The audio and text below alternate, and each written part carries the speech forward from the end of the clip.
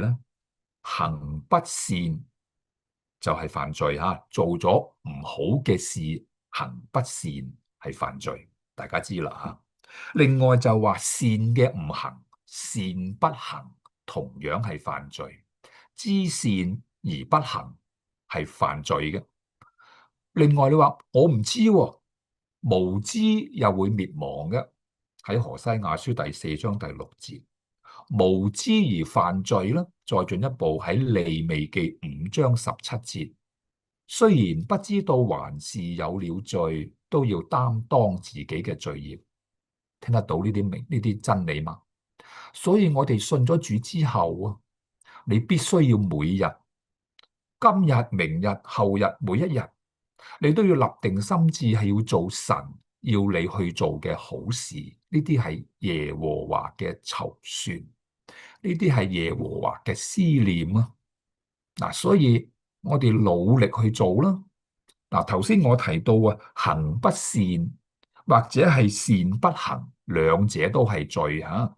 其實英文有嗰個嘅內容噶吓，行不善就話 sins of commission，你做咗一啲唔好嘅事情吓。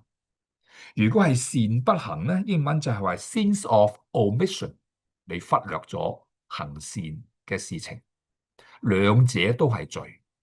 嗱，進一步我同你分享裏邊嘅內容係乜嘢咧？保羅好明白呢個真理，所以佢喺羅馬書第7章裏邊提及一個非常重要嘅真理係乜嘢？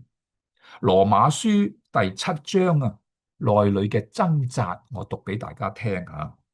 佢話我知道我也知道，在我裏頭就係我肉體之中沒有良善，因為立志為善嘅由得我，只是行出來由不得我。故此我所願意嘅善呢，我反不作；我所不願意嘅惡呢，我倒去做。睇到嗎？呢個係嗰個爭戰啊！但係唔好停喺嗰度。